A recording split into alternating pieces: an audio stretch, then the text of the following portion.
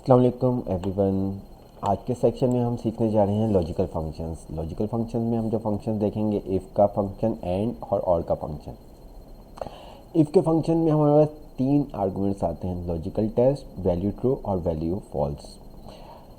Logical test में हम क्या करते हैं, उसको कंडीशन असाइन करते हैं। अगर वो उस कंडीशन पर पूरा उतरता है तो जो भी हमने वैल्यू ट्रू में वैल्यू असाइन की होती है वो हमें क्या करता है, रिटर्न कर देता है। एंड अदर जो वैल्यू फॉल्स में होती है वो फिर रिटर्न कर देता है। इफ़ के फंक्शन के अंदर हमें एक वैल्यू रिटर्न करता है, या तो ट्रू या तो फॉल्स। अगर हमारी कंडीशन सही हो जाती तो वो जो वैल्यू ट्रू है वो उसको रिटर्न कर देगा, and other value false return कर देगा। मेरे पास यहाँ पे एक डाटा आ रहा है जिसके अंदर नेम, स्कोर और रिजल्ट तीन कॉलम्स है। फर्स्ट कॉलम हमारे पास आ रहा है नेम का, सेकंड कॉलम हमारे पास आ रहा है स्कोर का, और थर्ड कॉलम हमारे पास आ रहा है रिजल्ट का।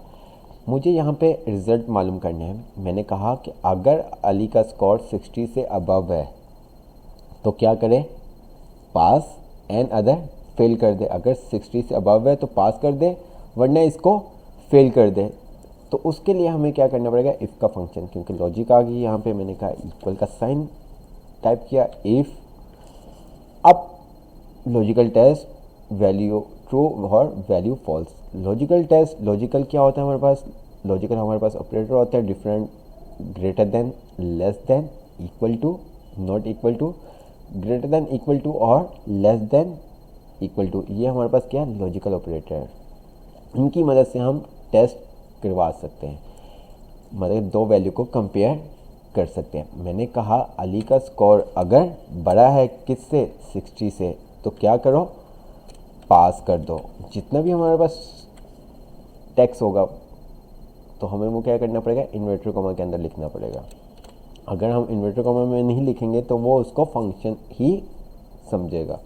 तो इसलिए हमें जितना भी टेक्स्ट होता है वो हमें स्ट्रिंग में लिखना पड़ता है।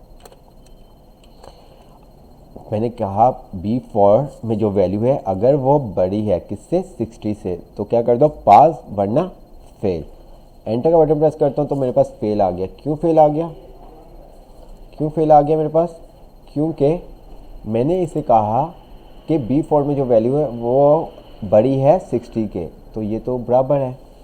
तो अगर आप चाहते हैं कि जो वैल्यू बराबर है उसको भी वो पास कर दे, तो आपको क्या करना होगा, ग्रेटर देन के साइन के साथ आपको इक्वल का साइन टाइप करना होगा, और क्या कर देंगे आप, एंटर। तो आप ये देख सकते हैं आपके पास पास आ गई। मैंने 59 वाले को क्या किया, 65, तो आप देख सकते हैं ऑटोमेटिकली आपके पास रिजल्ट चेंज हो गया। इसके बाद हम आ जाते हैं एंड के फंक्शन के ऊपर। एंड के फंक्शन के ऊपर हम क्या काम कर सकते हैं, एंड के फंक्शन पे हम मुख्तलिफ क्या लॉजिकल चेक कर सकते हैं। एंड का फंक्शन क्या करता है, इसमें जितने भी आप लॉजिकल चेक करते हैं वो तमाम के तमाम आपके पास सही होने चाहिए। अगर एक भी लॉजिक आपकी मैच नहीं करेगी तो वो आपको क्या करेगा, आपको फॉल्स रिटर्न कर देगा। अगर आपकी सब कंडीशंस मैच कर जाती हैं, सही हो जाती हैं, तो आपको क्या करेगा, ट्रू रिटर्न कर देगा। यहाँ पे हमारे पास 4 कॉलम्स आ रहे हैं, नेम, स्कोर 1, स्कोर 2 और रिजल्ट। एंड का फंक्शन क्या करता है, जस्ट आपको ट्रू एंड फॉल्स देगा, इसके अलावा आपको कुछ भी नहीं देगा। जिस तरह से आपने इफ में देखा कि आपने पास, फेल, यस, नो, जो भी आप चाहते हो उसके अंदर आप शो करवा सकते थे अपनी मर्जी से, लेकिन इसके अंदर ऐसा नहीं है। इसके अंदर आपको या तो ट्रू रिटर्न करेगा या तो फॉल्स रिटर्न करेगा।